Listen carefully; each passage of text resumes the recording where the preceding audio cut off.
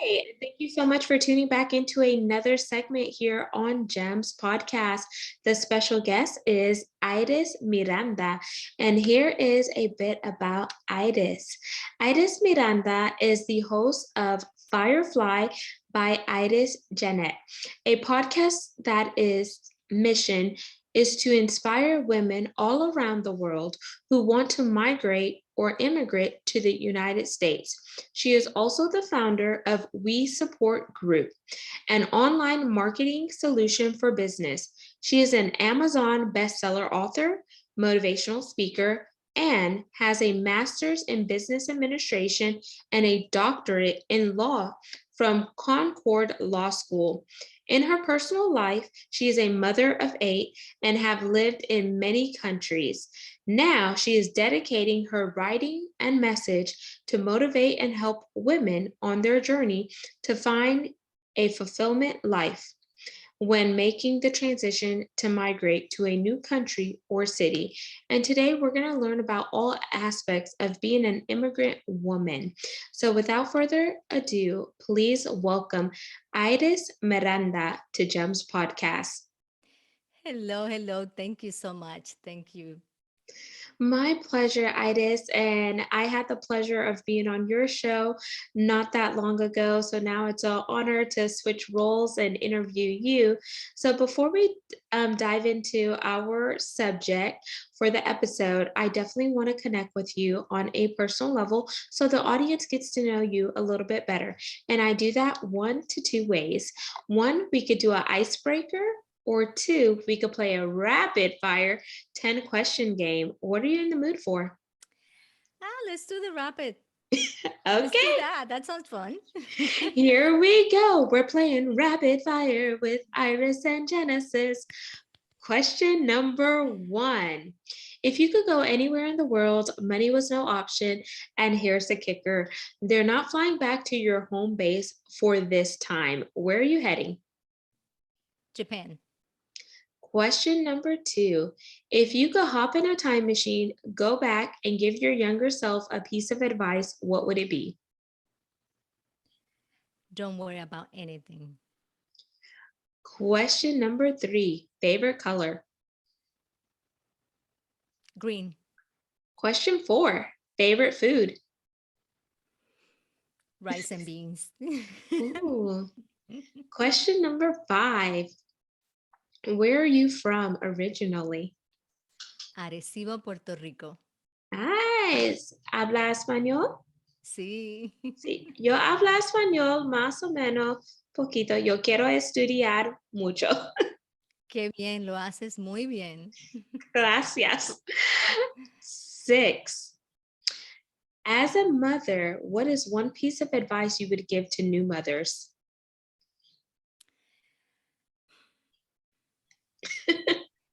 That is difficult because there's so many advices. But I will say you cannot live your children's life. They have their own journey in this life, and you only here to love them, guide them as much as you can, and be emotional support. That is some really good advice because how many times have we seen it where parents try to assume the life of their children and that creates tension?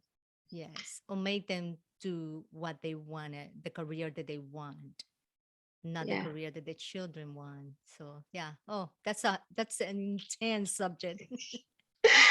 Question number seven. Are you a coffee, tea, or smoothie drinker? Or Coffee. maybe, yes. Coffee right away. Question eight. If you could be a fly on the wall and listen in on any conversation, past or present, whose conversation are you listening into? Oprah. Ooh. Question nine. If you could have lunch or dinner with any person, past or present, who are you partaking a meal with? Wayne Dyer. Why Wayne Dyer? Um, I cannot. I would like to know how he managed to be so calm, so relaxed, and walk with no hurry to anything. Even when he was sick, he was just inspiring others.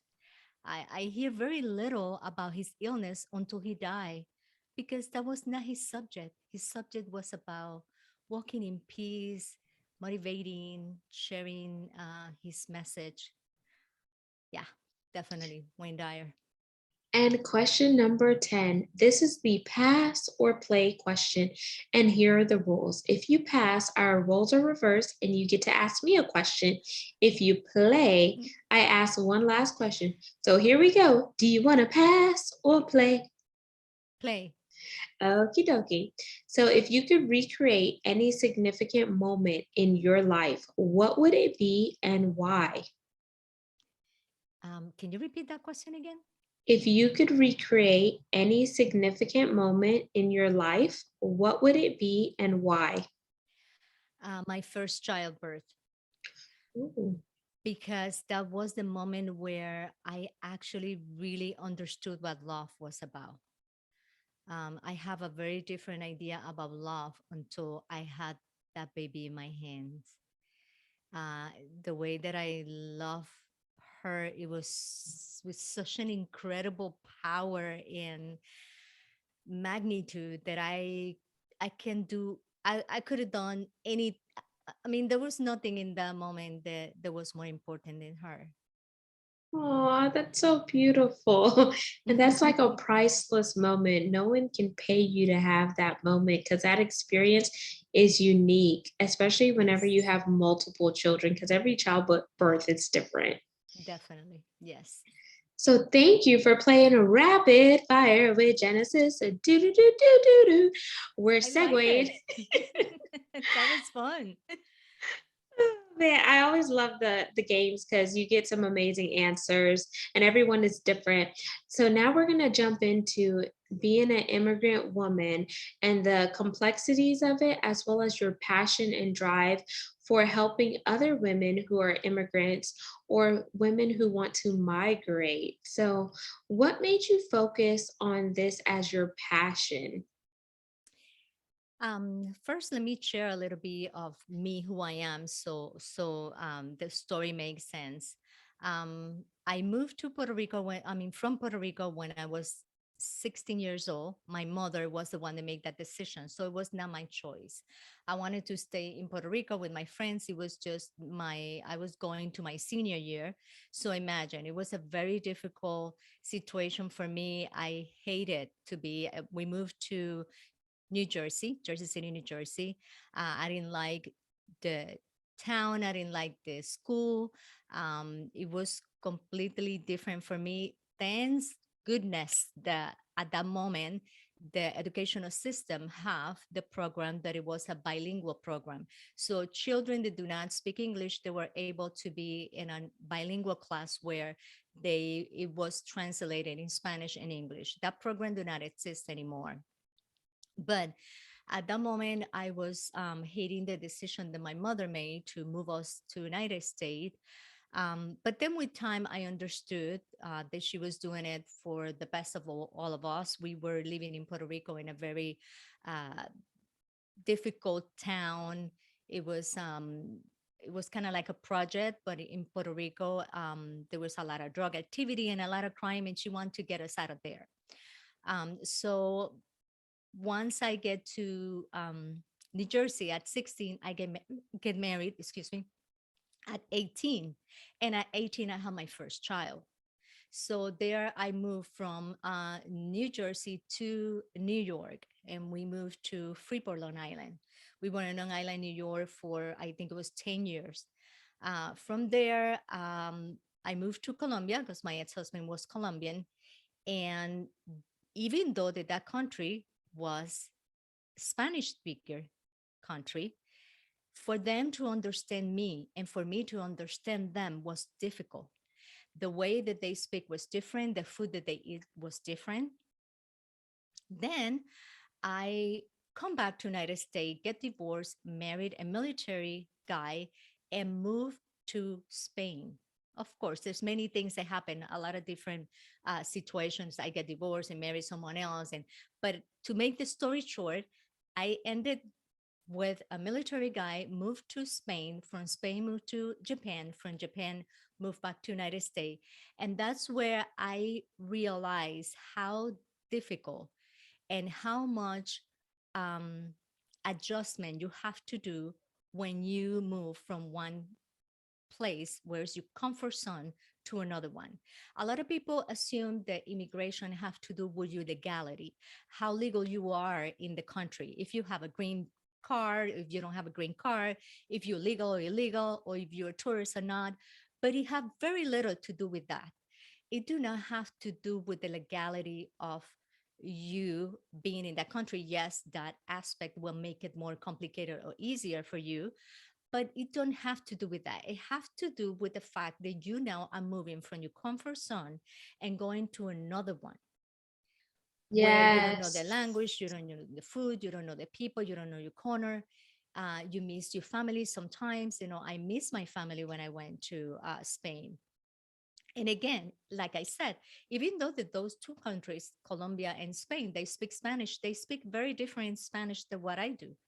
So it's basically when you move, but let's say you move from another country that they speak English, like my daughter, one of my daughters live in England, and they speak different English, and she have to adjust to their culture. So this is why I decide to choose to embrace immigrant woman, because it's a different game ball, definitely. And I could definitely resonate with where you're coming from. Not that I'm an immigrant woman, but my parents are foreigners. My dad was from Curacao, so right off the tip of Venezuela, and my mom is from St. Vincent and the Grenadines, the West Indies, so close to Trinidad and Tobago, Barbados, Jamaica, all those islands there. And just hearing the stories of some of my family who migrated to the US and some of the complexities that they had to go through is different. And then whenever you talked on the Spanish part, yes, even though they speak Spanish, the dialect is different. Like the Spanish that my dad spoke in Curacao was totally different than the Spanish that some of our Mexican friends speak, or the Colombians, the Argentinas, and different stuff. But there is some where you could kind of intertwine it just to get that understanding. But sometimes the words that they say may be different than the words that you're used to saying in Spanish. And if you don't know the difference, it could either, offend someone, or you could say something out of context. Yes. And that's very important. And then the culture too, like for example, my husband's stepmom, she's from Guadalajara, Mexico. So like, sometimes Mexicans, like, they're very like controlling whenever it comes to their boys. That's their baby boy, and they sometimes they could overstep those boundaries. So that's a cultural difference and a cultural norm if you're marrying inside of that culture.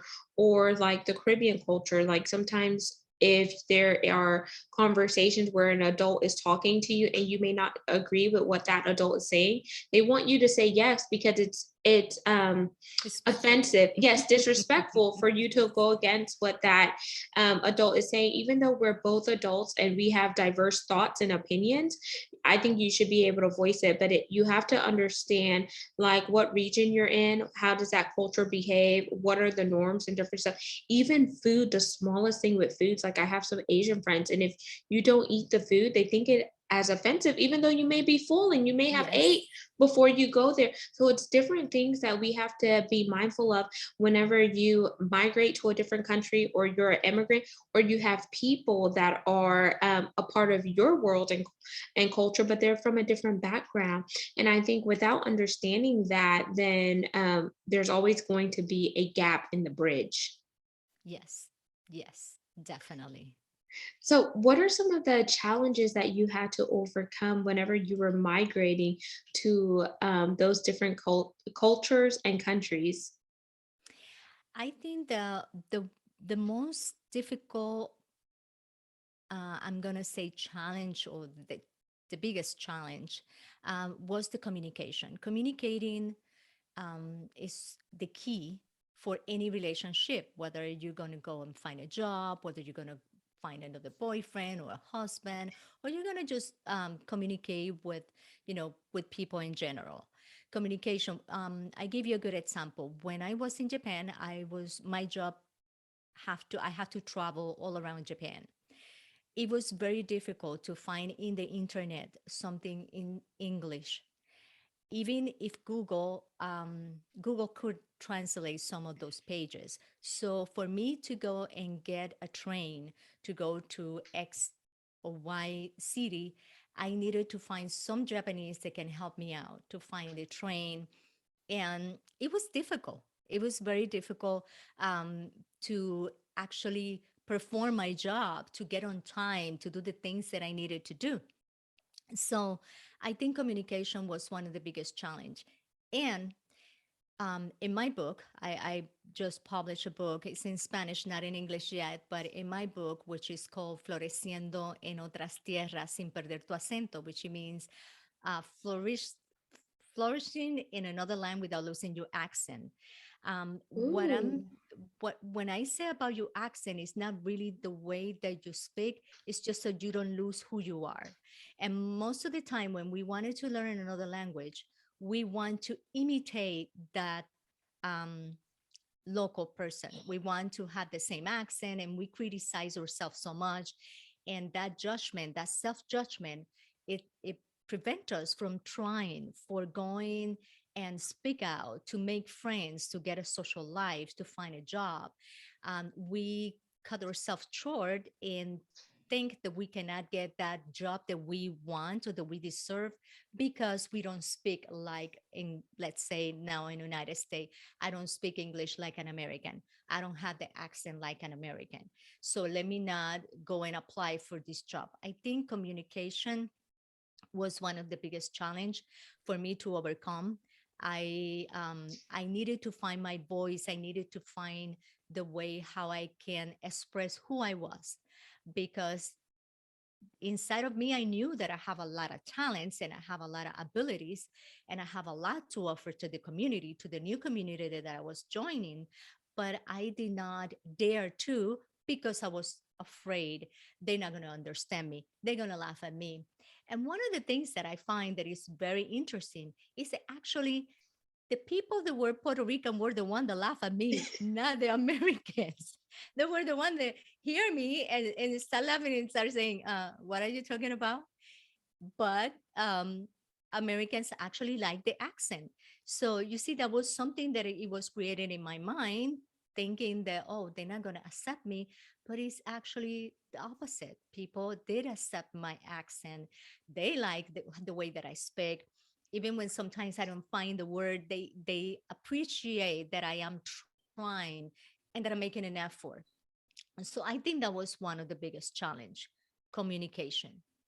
And then the beauty of that challenge was you recognized what the challenge was and you grew from that challenge. And now you are really allowing your voice to be heard and you're helping other women ignite their voice so they're not voiceless, but they're embracing the power behind their voice, which is incredible because each one of us has our own voice and it's unique to us. No one else is going to sound the same like we are. And that's why I really love the mission that you're on with your podcast, Firefly, and we're going to jump into that. And then Yeah. just the passion behind just helping other people because nowadays sometimes women can be very catty and they don't want to stand in solidarity with other women because they're trying to be in competition with them. And I say, stop trying to be in competition, but start collaborating because that is the new way to create synergies. Because if you want to go fast, go alone. But if you want to go far, go with somebody. And we I are like better. that. Yeah. And I truly believe, Itis, that we are better when we come together, when we could have conversations like this and we could be vulnerable and transparent and just off the record and just unscripted. I think that is what's driving the needle forward. So let's talk about your journey starting Firefly. And I do see the Firefly. And now, as I'm hearing more about who you are and your story, I was like, she is a Firefly, and fireflies always illuminate in the darkness. Yes. Yes, thank you. And actually, yes, I actually picked that name because fireflies can give you light, but they don't lose energy. And that's what it's about. I agree with you. We women actually in the entrepreneur um, world, we collaborate a lot. I see that a lot since I build we support and did the podcast and start writing. I just find wonderful women like you that are willing to collaborate, that are willing to help you grow and share with you what they know. And if they don't know, they maybe help you, with a network. Hey, here is someone that can help you. It's unbelievable. And that's how we shine more. We shine more because now your light is not coming from the back, it's coming from front of you. So you're sharing that light with everyone. And the podcast is mostly message that inspire woman. We share everything. Do you remember when you were in the show? We share everything that it can. We share ideas. We get ideas. We talk about how to motivate, how to make money, how to raise your kids, everything, every subject that it have to do with us and how to find our greatest potential. Yes, and as you are bringing those contents to the forefront, you're really giving people that confidence. You're giving them a platform where they can share their stories and their experiences. You're lighting up the world because every time you share a story with you and a guest, you never know who that story is going to go on and touch. And when it touches that person is going to be inspired, they're going to be motivated, they're going to create an impact, and that person is going to impact many others. So then you start to see the ripple effect, the domino effect. But what we have to start doing is encouraging, engaging, empowering, inspiring, and motivating, and just start talking. And when we start talking, you see the sound waves, and the sound waves begin to carry on. And that's a part of legacy, but that's also a part of embracing who we are and remaining true to ourselves, because when we talk, we really create those vibrations. Yes, yes, I agree. That's beautiful. I like that. Thank you. That is And beautiful. another question I want to ask is, before we wind down, Itis, is what's another thing that lights you up? Something that just you think about it or you've done it and it just makes you just warm and fuzzy, and you just have that go-getter, bulldog, firecracker tenacity. Well, there is a lot of things, but I had to say my kids. Being a mother, it's been a challenge. I'm not gonna say that it was always easy, nice, and dandy. I have 5 kids and then get divorced. Then I remarried again, have one daughter, and then I remarried again and have 2 kids. So it was, you know, different families, 3 different families. Um, I am blessed with my 8 wonderful kids, and I say kids, but they're already all grown up people. My youngest, it's 21. He's going to be 21 in September. He's excited about that. He's going to be an adult. He's super happy for that. Um, but I think that being a mother is what really motivated me to do a lot of things in life, especially to be a better person. Because in my case, I don't expect my kids to be millionaires or be the most popular doctor, an attorney.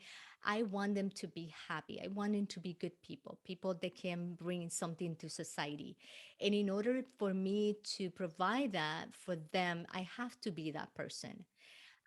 It's kind of like when I remember one of the mentors that I follow, somebody asked him what should I do to find a girlfriend, a good partner, and they said, well, make a list of the things, the qualities that you want from that person, and once you finish that list, become that. I think that's the same thing for when you want something from the type of children that you want to have. You want to be that example. You cannot teach children not to lie, but then they see you lying when someone is at the door and just say mommy's not here. I think that, that's the way that we can help them to be better. And it's just that they see that every day you're trying to be better, that you're learning, that you're growing. I went to law school when I was 45, I think. I was 45 years old. Actually, no, I was 46. So I never stopped learning. I never stopped trying to get to be better every day, because every day there's always room for improvement. Not that I was a terrible person 10 years ago and now I'm better. No, it's just there's always room for improvement, and there's always something new to learn. So I think that being a mother is what really motivates me every day to get up, to work out, to be healthy. um, I don't work out that much. Let me just make that clear. I probably work out for 10 minutes a day. I do 10 minutes yoga, and that's it. That's about it. But that action, the dedication, the commitment, that's what I want them to see on me. And so I think that, yeah, that's what motivates me. Absolutely. So it's just that leading by example and really showing the actions to align with the words. And I think that's a great motivation, because if you know your motivation, you know your why, it's going to help you hold yourself accountable and remain consistent. Now let's jump into the call to action. Itis, what do you want the audience to do once they hear this segment? Yes. Well, number one, to believe in themselves. Believe that there's an incredible power called God, universe, source, however you want to call it, that is here with you, helping you to get anything and everywhere you want. You just have to believe in you, believe in that great power that always accompany you. You're not alone here. And second, that if you need motivation, if you have a problem, if you have a question, look for the answer. The answers are around you, are in your podcast. They are in my podcast. They are in a book. They are in YouTube. There can be somewhere out there, but go and look for it. Don't stay sitting looking for the answer to that problem or to that question, or what you want. You need to do the action. You need to believe, but you need to do the action to make things happen. So find the answer. Firefly by Iris Janet is a great podcast. Like Your Gems is a great podcast. And there's many other women out there that are motivating. Right now, we have a great movement of people that are willing to inspire, to motivate you, to share their knowledge. And I don't, I apologize. That was an alarm that you're not supposed to be hearing. um, there, these type of programs are not here to tell you what to do. They're here to help you find the answer that maybe you're looking for. Absolutely. And thank you for sharing that. And Itis, our last question: how can our audience connect with you? Plug your website and where you primarily hang out on social media. Well, they can find us, they can find me, and I say us because we are a great team of working together and making all these things happen. But um, they can find me in Instagram under firefly_ij. Also, they can go to the webpage www.fireflybyirisjanet.com. And there they're going to find all kinds of resources. If they want to um, have a podcast and they don't know how to do it, there's free resources over there that they can find how to do a podcast. If they want to write, there are also programs that and I don't gain anything with that. They're not my, like I'm not selling anything. I just share what I have used that it have worked for me. There's also great books they have inspired me and that have guided me, that have made me the person that I am today. So if they go to the fireflybyirisjanet.com, they will find great things over there. And also, they can find me on Facebook under Firefly by Iris. And there you have it, listeners and viewers of Gems Podcast. You just heard Iris Miranda, and she is Iris Janet with Firefly. So all of her contact information will be in the show notes. So make sure you scroll on down, read, and tap in with her. And lastly, but not least, I want to thank each one of you for tuning in on a regular basis to support the phenomenal guests that I bring on, as well as the mission to educate, inspire, and motivate while we weave in and intersect the dots for diversity, equity, inclusion, and belonging, because it takes all of us coming together to make this world a better place. Don't forget to like, comment, and subscribe. And you could also see this content over on YouTube for all things video by typing in at Gems with Genesis Amaris Kemp. And for the audio portion, we're on 40 plus platforms. Until next time, peace, love, and lots of blessings. Have yourself an amazing day.